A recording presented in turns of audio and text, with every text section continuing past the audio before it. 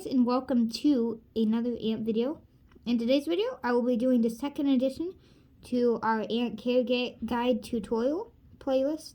I mean, not really a playlist, but just the second edition. Today, we're going to tell you guys what to do once you get your very first workers from the queen. After last tutorial video, how to care for your queen to get her workers. So, as you can see, this is probably what your colony will look like, depending on the species. Once they have their first workers, just a few workers and some brood. I've also fed them on a piece of foil, which is why there is a piece of foil there.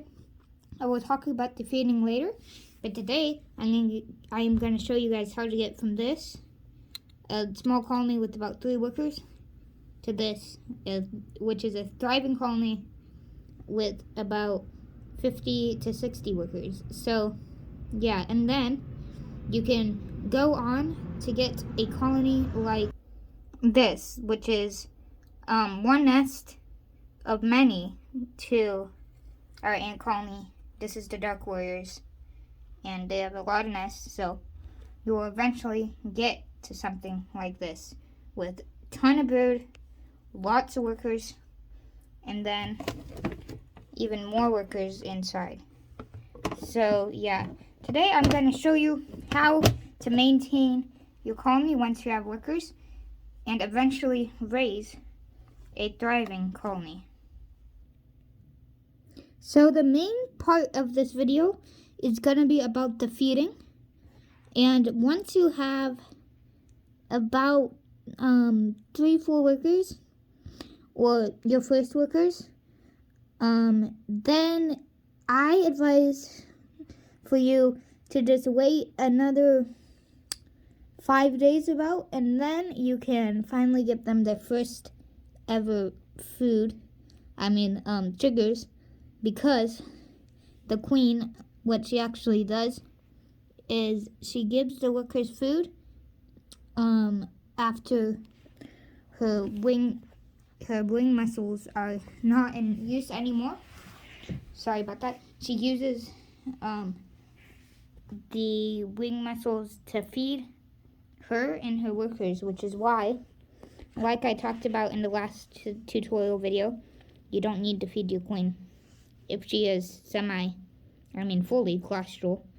And just go back to the last tutorial video if you want to learn more about that. But so first feeding, I advise, remember to feed them after 5 days. Once you are feeding them, you're gonna wanna just get a very small piece of foil. Make sure it's not very big because the ants are small. And then you're gonna wanna get a little bit, like just a tiny drop of honey. Make sure it is raw honey, because that way you know that it's safe for the ants. You're just going to get a little on a toothpick, as seen here. So just get a little out on a toothpick. And then what you're going to want to do is you're going to want to use that little bit of foil. As you can see, it's just a little drop of honey.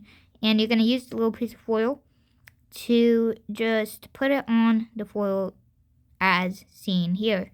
So, and then you're going to want to get your tweezers and then get your colony as well. You're going to want to pick up the foil and then put it in the ant colony so they can feed off of the honey on the foil. It's like a little feeding dish. Then you're going to want to obviously put the cotton back on so they don't escape. If you want to see more about how to make a test tube setup, please watch the last tutorial video. But ants love honey, so they will definitely eat that. And that will be their first sugar meal. So after 1 to 2 days, you're going to want to open the test tube back up. And then you're going to want to just take the foil out, as seen here. You're going to want to take the foil out after 1 to 2 days. because the ants will probably have finished by then. There's probably going to be a little more left over, but they will have finished. You're going to put that aside, and then you're going to wait another 5 days probably after that. And then you're gonna want to feed them some different food, which this time I'm using a cricket, but you can use something else. But you're not using the whole cricket. So you could either use a cricket like this, or a little bit of a insect found outside, like that you found dead outside. And if you're using one that is found outside, make sure to boil it first. For about, just put it in a microwave for about 5 minutes, and then that will do the trick, because a lot of insects has pesticides on them caught outside. So make sure to do that, or it could kill your colony if you don't boil it. So that's just a precaution that you should use. And yeah, so just a little bit of cricket I'm using here, but you can also use a bug caught outside. Then you're going to put it on the foil once again, just like with the honey. And it's basically the exact same thing with the honey as it is the protein. But they will need protein probably every, 5 days maybe. But they'll need sugar every, week. So just alternate between them. Give them a piece of protein every 5 days, which is an insect, that means protein, and then a little drop of honey every week, which is 2 days after that. So yeah, after your colony is growing more, you're going to want to feed more, but that's for next tutorial.